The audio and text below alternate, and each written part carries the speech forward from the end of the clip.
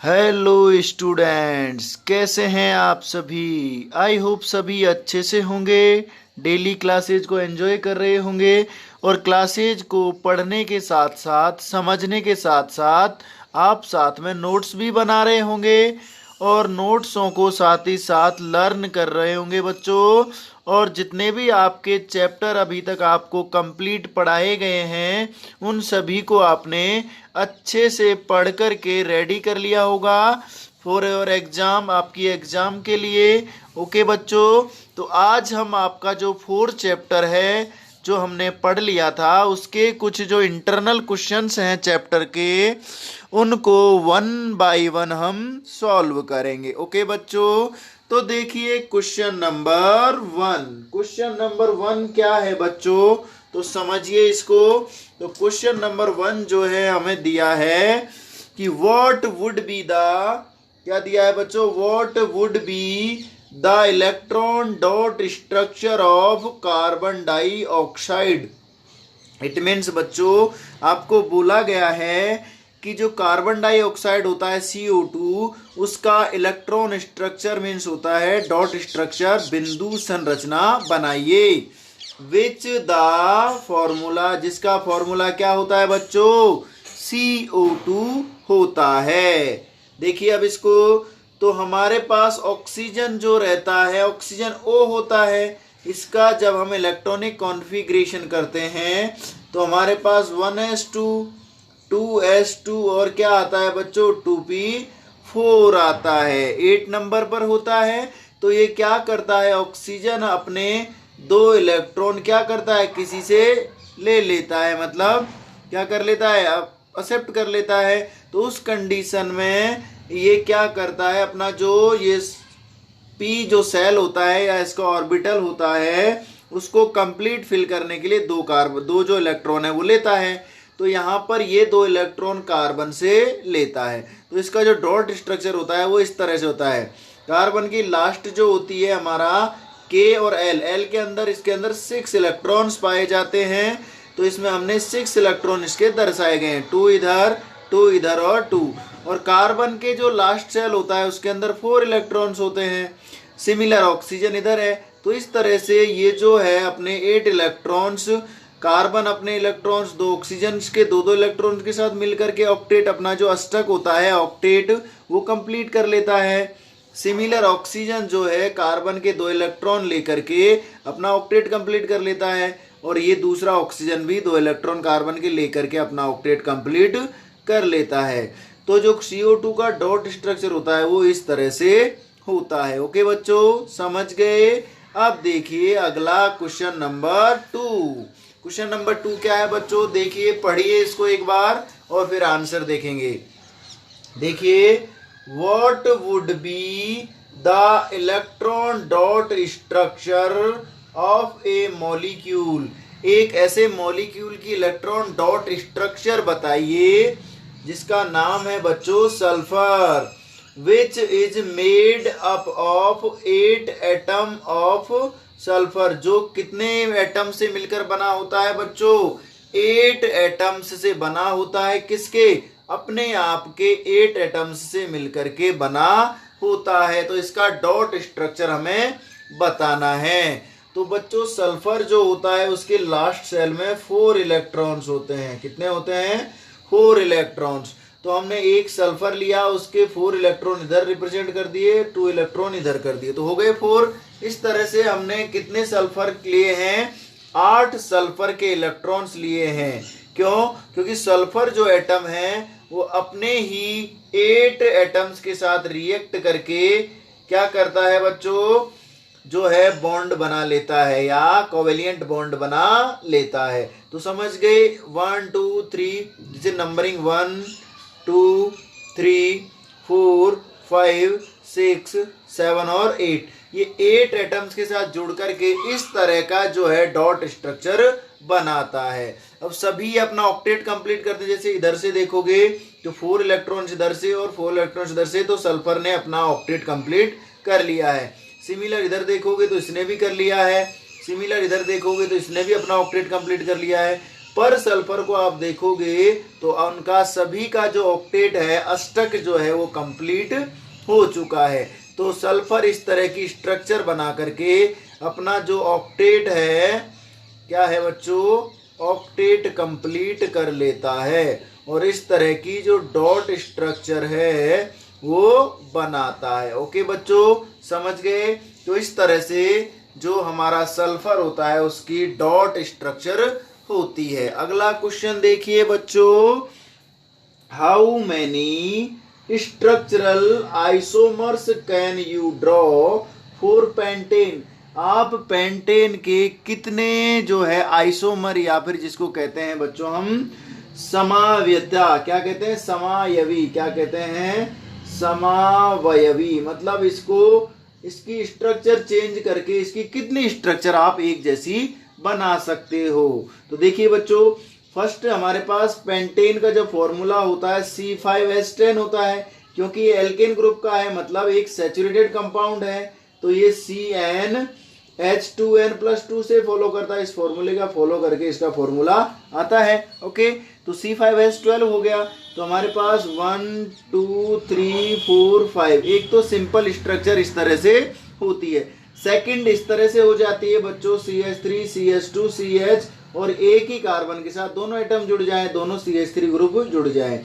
या फिर इस तरह से हो जाए बच्चों, 4 एटम्स की स्ट्रेट श्रृंखला हो या जो चेन होती है उस एक जो CH3 है वो जुड़ जाए। अब इसको आप इधर भी जोड़ सकते हो और इधर भी जोड़ सकते हो, और एक कार्बन से चारों जो एल्किल समूह वो जुड़ जाए तो भी एक क्या हो जाती है बच्चों, जो स्ट्रक्चर है वो बन जाती है।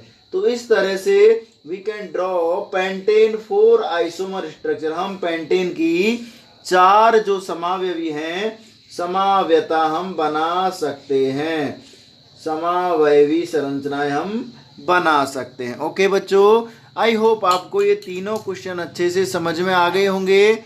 आगे के क्वेश्चंस को देखते हैं बच्चों। देखिए नेक्स्ट क्वेश्चन देखिए बच्चों, क्वेश्चन नंबर 4। क्वेश्चन नंबर 4 देखिए बच्चों, क्या कहता है, समझिए इसको।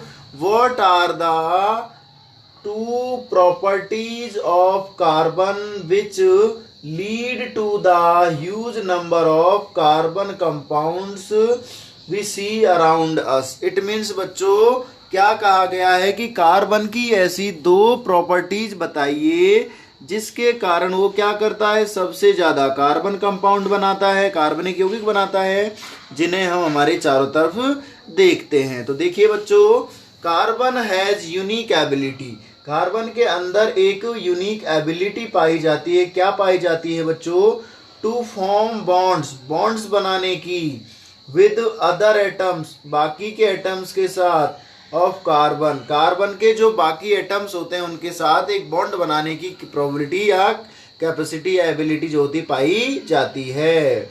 Carbon add with their atoms, carbon जो है अपने ही एटम्स के साथ जुड़ करके and made saturated and unsaturated compound, क्या करता है, सैचुरेटेड मीन्स होता है बच्चों संतृप्त, मतलब संतृप्त यौगिक, मतलब जो डबल सिंगल बॉन्ड वाले, और ये होता है बच्चों असंतृप्त मीन्स होता है डबल बॉन्ड और ट्रिपल बॉन्ड वाले कंपाउंड बनाता है। इट मीन्स इसमें बॉन्ड बनाने की कैपेसिटी ज्यादा होती है, साथ ही साथ ये अपने ही परमाणुओं के साथ बंध बना लेता है, इसीलिए इसका सबसे ज्यादा कंपाउंड पाए जाते हैं। सेकंड पढ़िए बच्चों, because carbon valency is 4, sorry ये वैलेंसी कितनी होती है बेटा इसकी, कार्बन की वैलेंसी कितनी होती है, 4 होती है। So it capable for made strong bonds with other any atom, इसीलिए इसकी कैपेसिटी होती है बाकी के अदर जो एटम्स होते हैं, कोई भी एटम्स, हाइड्रोजन हो गया, इनके साथ बॉन्ड बनाने की प्रोबेबिलिटी, जो कैपेसिटी होती है, इसकी एबिलिटी होती है, इसीलिए ये सबसे ज्यादा जो है कार्बनिक कंपाउंड बनाता है। ओके बच्चों, आगे देखिए next question, what will be the formula of electron dot structure of cyclopentane? It means हमें साइक्लोपेंटेन का फॉर्मूला भी बताना है और उसका जो बिंदु संरचना है इलेक्ट्रॉन डॉट स्ट्रक्चर वो भी आपको हमें बतानी है। तो देखिए बच्चों, formula of cyclopentane is C5H10। कितना होता है बच्चों? इसका फॉर्मूला होता है C5H10। ये क्यों होता है? क्योंकि बच्चों जो जो सीरीज होती हैं, जो स्ट्रक्चर्स होती हैं, वो कैसी होती है? क्लोज्ड होती हैं। जो क्लोज्ड स्ट्रक्चर होती हैं उन्हीं को हम क्या बोलते हैं? साइक्लो बोलते हैं। हमने चैप्टर में पढ़ा है। आगे देखिए इसकी स्ट्रक्चर देखते हैं बच्चों। तो there structure dot electron dot structure is it, उनकी जो इलेक्ट्रॉन स्ट्रक्चर होती है वो इस तरह से होती है। इसमें 4 कार्बन इस तरह से प्रेजेंट 5 कार्बन इस तरह से प्रेजेंट होते हैं बच्चों, और ये हाइड्रोजन के साथ जुड़ करके और अपने ही ओन जो एटम्स होते हैं, खुद के एटम्स के साथ जुड़ करके अपना जो है इलेक्ट्रॉन डॉट स्ट्रक्चर बनाते हैं। क्या करते हैं बच्चों? इलेक्ट्रॉन डॉट स्ट्रक्चर बनाते हैं और अपना जो ऑक्टेट है अष्टक पूरा करते हैं। जैसे हाइड्रोजन को लास्ट सेल में 2 इलेक्ट्रॉन्स कंप्लीट करने होते हैं, तो एक कार्बन एटम के साथ जुड़ जाता है इस तरह से, तो 1 इलेक्ट्रॉन ले लेता है और इस तरह से क्या हो जाता है? उसके साथ जुड़ जाता है। सिमिलर कार्बन जो है 4 हाइड्रोजन के साथ 2 हाइड्रोजन और 2 कार्बन कंपाउंड्स के साथ, कार्बन एटम्स के साथ जुड़ करके अपना वैलेंसी कंप्लीट कर लेता है। देखिए बच्चों, जैसे इसकी देखते हैं, 2 इधर पूरी हो गई, 2 इधर, 2 इधर, 2 इधर। ओके, ऑक्टेट कंप्लीट हो गया। सिमिलर इसका भी हो गया, इसका भी हो गया और इसका भी। इसी तरह से पांचों जो कार्बन है अपना ऑक्टेट कंप्लीट कर लेते हैं, और हाइड्रोजन जो है उसको अपना S ब्लॉक पूरा भरना पड़ता है। इसीलिए 2 इधर से हो गए, 2 सबके 2 कंप्लीट हो चुके हैं। इसीलिए इस तरह की जो स्ट्रक्चर होती है वो साइक्लोपेंटेन की होती है। ओके बच्चों, आपको आसानी से समझ में आ गई होगी। ओके, बाकी के नेक्स्ट क्वेश्चंस को समझते हैं बच्चों। देखिए नेक्स्ट क्वेश्चन देखिए बच्चों, क्या दिया है, सॉल्व करते हैं इसको। देखो, तो draw the structure for the following compounds, मतलब जो हमें कंपाउंड्स दिए गए हैं उनका हमें स्ट्रक्चर ड्रॉ करना है। ओके बच्चों, तो देखिए फर्स्ट दिया है एथेनोइक एसिड। तो एथेनोइक एसिड का स्ट्रक्चर देखिए, इसका फॉर्मूला होता है, हमने पढ़ा है इसको चैप्टर में आगे, CH3C डबल बॉन्ड OOH होता है। इस तरह से भी इसको हम लिखते हैं, CH3C डबल बॉन्ड OOH। इस फॉर्म में भी इसके हमने प्रॉपर्टीज भी पढ़ी है, केमिकल और फिजिकल प्रॉपर्टी। साथ ही इसके हमने जो है जो रिएक्शंस हैं इसकी वो भी सारी पढ़ी हैं। ओके बच्चों, अब देखिए इसका स्ट्रक्चर किस तरह का होता है वो सीखते हैं, समझते हैं। देखो, इसमें एक कार्बन एटम होता है, वो क्या होता है? 3 हाइड्रोजन के साथ ऐड होता है, इस तरह से ऐड होता है, और इस तरह से जो ये फर्स्ट कार्बन है इसका जो ऑक्टेट है, अष्टक जो है वो पूरा हो जाता है। ओके, और हाइड्रोजन का जो लास्ट सेल होता है उसके अंदर 2 इलेक्ट्रॉन नेसेसरी होते हैं उसके, तो इस तरह से वो अपने 2 इलेक्ट्रॉन का जो है ऑक्टेट जिसको कंप्लीट कर लेता है। ओके, सिमिलर आगे देखिए बच्चों, सेकंड कार्बन का 2 इधर से कंप्लीट हो जाता है, 2 इधर से, और 4 जो है डबल बॉन्ड बनाता है, ऑक्सीजन के साथ डबल बॉन्ड बनाता है, और डबल बॉन्ड में ये 4 इलेक्ट्रॉनों के साथ साझेदारी करता है, पार्टनरशिप करता है। इस प्रकार इस तरह का इसका जो स्ट्रक्चर होता है वो इस तरह का होता है। ओके, अगला देखिए बच्चों, CH3CH2 4Br, ये क्या नाम है इसका? ब्रोमोपेंटेन। क्या है बच्चों? ब्रोमोपेंटेन। तो इसका स्ट्रक्चर इस तरह का होता है। देखिए 6 कार्बन होते हैं, 5 कार्बन, 1 2 3 4 5, और इस तरह से हाइड्रोजन इसमें इस तरह से ऐड होते हैं। 3 फर्स्ट कार्बन से 3 हाइड्रोजन, सेकंड कार्बन से डबल, थर्ड कार्बन से सेकंड, और नेक्स्ट कार्बन से 2, और लास्ट कार्बन से 2, और एक होता है ब्रोमीन ऐड होता है। ठीक है, ये हेलोजन ग्रुप का जो है एलिमेंट है, जो इसके साथ जुड़ते हैं तो उसका जो हमारा सफिक्स लगाया जाता है या प्रीफिक्स लगाया जाता है वो इस तरह से लगाते हैं, ब्रोमो, क्लोरो, आयोडो, इस तरह से लगाते हैं। ठीक है, तो इस तरह से इसका स्ट्रक्चर बनाओगे तो इस तरह से यहाँ पर ये इस तरह से बन जाएगा, तो इसको आप आसानी से बना सकते हो। ओके, देखिए इसी तरह से अगला देखिए बच्चों, अगला है हमारा ब्यूटेनॉन। क्या है? ब्यूटेनॉन। अब ब्यूटेनॉन का देखिए, ब्यूटोन मतलब किस ग्रुप का जो समूह है, ये किस ग्रुप का कंपाउंड है? ये हो गया हमारा कीटोन ग्रुप का। कौन से ग्रुप का हो गया बच्चों? कीटोन ग्रुप का कंपाउंड हो गया। कीटोन ग्रुप में क्या होता है हमारे पास, ये जो स्ट्रक्चर जहां आपको दिख जाती है वो कौन सा ग्रुप होता है? कीटोन ग्रुप होता है। ठीक है, अब देखिए इसका स्ट्रक्चर जो इस तरह का होता है, देखिए सी कितने ग्रुप हैं, सी कीटोन है मतलब दिया है हमें ब्यूटेनॉल, मतलब 4 कार्बन का है, तो 1 2 3 और 4, तो हमने लिखा 1 2 3 और 4।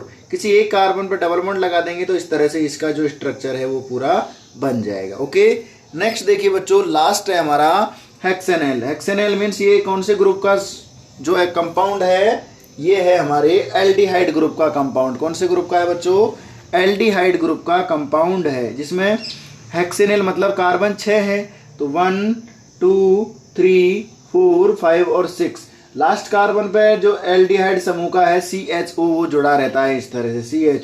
CHO जो ग्रुप रहता है उसको हम एल्डिहाइड ग्रुप कहते हैं, जिसमें जो अनुलग्न होता है इसका सफिक्स वो क्या लगाया जाता है, L लगाया जाता है, इसीलिए यहाँ पर क्या लगाया गया है, हेक्सेनल लगाया गया है। तो इस तरह से इसका स्ट्रक्चर इस फॉर्म में रहता है। ओके, समझ गए। इसी तरह से बच्चों एक आगे हमें इसमें एक क्वेश्चन और पूछा गया, are structural isomer possible for bromopentane. क्या ब्रोमोपेंटेन का हम एक और आइसोमर मतलब समावयवी बना सकते हैं? तो देखिए ब्रोमोपेंटेन को जैसे हमने इस कार्बन के ऊपर लिया है, इसको हम इस कार्बन पर भी ले सकते हैं, इधर भी बना सकते हैं, इधर भी। तो हम ब्रोमोपेंटेन का जो स्ट्रक्चर है, आइसोमर स्ट्रक्चर, वो हम आसानी से बना सकते हैं। 4 या 5 प्रकार के इसके हम आइसोमर जो है समावयवी बना सकते हैं। ओके, नेक्स्ट क्वेश्चन देखिए बच्चों, how would you name the following compounds. इन जो कंपाउंड्स दिए गए इनका हमें नामकरण करना है, नोमेनक्लेचर करना है। ओके बच्चों, तो देखिए नोमेनक्लेचर किस तरह से करेंगे। फर्स्ट वाला देखिए CH3CH2Br, कितने कार्बन है, 1 और 1 और 1 2 कार्बन है, मतलब 2 को क्या कहते हैं हम, एथेन कहते हैं। क्या कहते हैं बच्चों, एथेन। और कौन से ग्रुप का ये हमारा एलिमेंट है, ब्रोमीन, हेलोजन ग्रुप का है। तो हेलोजन ग्रुप का हम लगाया जाता है बेटो क्या लगाया जाता है, प्रीफिक्स लगाया जाता है या पूर्व लग्न लगाया जाता है। तो इससे पहले क्या लगाएंगे हम, ब्रोमो लगाएंगे। क्या लगाएंगे बच्चों, ब्रोमो लगाएंगे। तो इसका नाम हो जाएगा ब्रोमो एथेन। क्या नाम हो जाएगा, ब्रोमो एथेन, ब्रोमो एथेन। ठीक है, इस तरह से इसका हम नामकरण करेंगे। अगला देखिए बच्चों, सेकंड है हमारा HC_OH। अब देखिए इसमें कार्बन कितना, एक कार्बन है, और कौन सा ग्रुप दिख रहा है, इसको याद देखोगे आप तो H_CHO दिखेगा, मतलब कौन सा ग्रुप है, एल्डिहाइड ग्रुप है। और कार्बन कितना है, सिंगल कार्बन है, सिंगल को क्या कहते हैं, मैथेन कहते हैं। ओके, और मैथेनल में यदि एल्डिहाइड ग्रुप हो तो उसमें जो उसका अनुलग्न लगाया जाता है वो क्या लगाया जाता है, L लगाया जाता है। तो इसका नाम हो जाएगा बच्चों मैथेनेल। क्या नाम हो जाएगा, मैथेनेल इसका नाम हो जाएगा। ओके, नेक्स्ट देखिए अगला है हमारा C। इस तरह से कितने कार्बन है, 1 2 3 4 5 और 6 कार्बन से। और यहाँ पर एक क्या है बच्चों, ट्रिपल बॉन्ड है। इसमें कौन सा ग्रुप का एलिमेंट है, ये हमारे एल्काइन ग्रुप का कंपाउंड है। कौन से ग्रुप का है बच्चों, एल्काइन ग्रुप का कंपाउंड है। इस एल्काइन ग्रुप के कंपाउंड में जो अनुलग्न लगाते हैं लास्ट में, जो सफिक्स लगाते हैं वो क्या लगाते हैं बच्चों, आइन लगाते हैं। क्या लगाते हैं, आइन लगाते हैं। ओके, तो देखिए नंबर ऑफ कार्बन कितना है, 6 है। तो 6 को क्या कहते हैं, हेक्सेन कहते हैं। क्या कहते हैं बच्चों, हेक्सेन कहते हैं। तो इधर लिखेंगे हम हेक्स। ओके, प्लस लास्ट में क्या लगाते हैं, आइन लगाया जाता है। क्या लगाया जाता है, आइन। तो इसका नाम हो जाएगा हेक्साइन। क्या नाम हो जाएगा बच्चों, हेक्साइन नाम हो जाएगा। या फिर इस तरह से भी लिखते हैं, जैसे कितने का नंबर पर ये जो है ट्रिपल बॉन्ड लगा हुआ है, 5th कार्बन पर, तो आप इस तरह से भी लिख सकते हो, हेक्सेन 5 आइन। ठीक है, इस तरह से, मतलब 5वें कार्बन पर क्या है, आइन है, मतलब ट्रिपल बॉन्ड प्रेजेंट है। इस तरह से भी इसका नाम है जो नामकरण है या नोमेनक्लेचर है हम कर सकते हैं। ओके, अगला क्वेश्चन देखिए बच्चों, नेक्स्ट क्वेश्चन देखिए बच्चों, देखिए इसको समझिए, इसमें क्या आपको बताया गया है। ओके, देखिए क्या क्वेश्चन है हमारा कि why is the conversion of ethanol to ethanoic acid and an oxidation reaction. It means क्या कहा है बच्चों हमसे कि जो एथेनॉल है वो ऑक्सीडेशन रिएक्शन के द्वारा ही एथेनोइक में क्यों बदलता है, एथेनोइक अम्ल में किस कारण से बदलता है, क्या कारण है। तो देखो बच्चों आंसर, वी नो दैट, हम जानते हैं, ethanol is a carbon compound, ethanol कैसा कंपाउंड है, एक कार्बन का यौगिक है, and carbon compounds are easily oxidised and on combination, मतलब कार्बन कंपाउंड जो है आसानी से ऑक्सीडाइज्ड हो जाते हैं, कंब्यूशन मतलब दहन के द्वारा आसानी से क्या हो जाते हैं, ऑक्सीडाइज्ड हो जाते हैं। सो इसीलिए इन ऑक्सीडेशन रिएक्शन, जो ऑक्सीकरण अभिक्रिया है, ethanol are converge in ethanoic acid, इसीलिए जो एथेनॉल है वो ऑक्सीजन की प्रेजेंस में ऑक्सीडाइज होकर के जल करके कंब्यूशन होकर के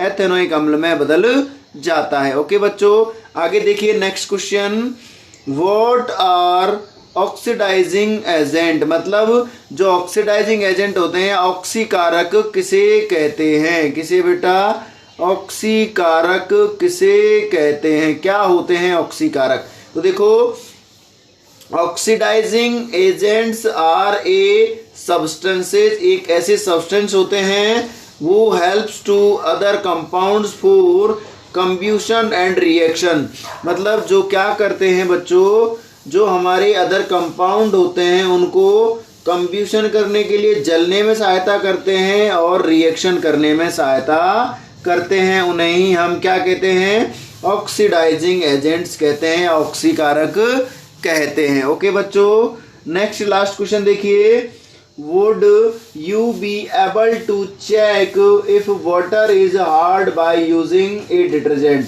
क्या आप जो डिटर्जेंट होता है हमारा अपमार्जक, उसके द्वारा पानी की हार्डनेस को चेक कर सकते हो या नहीं।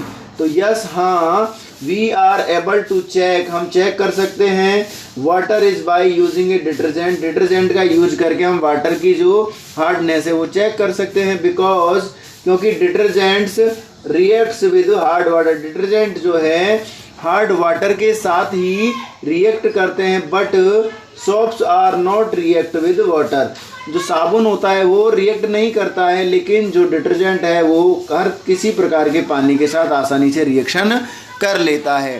तो इस प्रकार हम जान सकते हैं कि जो है डिटर्जेंट जो है बच्चों वो क्या करता है, हर हार्ड वाटर के साथ रिएक्ट कर लेता है, तो उससे हम पता कर सकते हैं कि ये वाटर जो आपका हार्ड है या नॉर्मल है। सॉप से रिएक्ट करेगा तो नॉर्मल है, और डिटर्जेंट से रिएक्ट करेगा तो वो कैसा है बच्चों, हार्ड वाटर है। ओके, ठीक है बच्चों, तो आज के आपके जो चैप्टर 4 के कुछ इंपॉर्टेंट इंटरनल क्वेश्चंस थे उनको हमने 1 बाय 1 कंप्लीट कर लिया है। इसके अलावा कुछ क्वेश्चंस और हैं जो हमारे लिए इतने इम्पोर्टेंट नहीं हैं, उनको हमने यहाँ सॉल्व नहीं किया है। ओके, तो बाकी के क्वेश्चंस को आप देखोगे और अपना जो नॉलेज है अभी तक जो पढ़ाया है उसके अकॉर्डिंग उनको सॉल्व करने की कोशिश करोगे, और कल हम नेक्स्ट जो वीडियो आएगा उसके अंदर हमारे जो एक्सरसाइज के प्रैक्टिस क्वेश्चन है चैप्टर 4 के, उनको हम 1 बाय 1 कंप्लीट कर लेंगे। ओके बच्चों, तो आपका पूरा वीडियो देखने के लिए सभी बच्चों का धन्यवाद।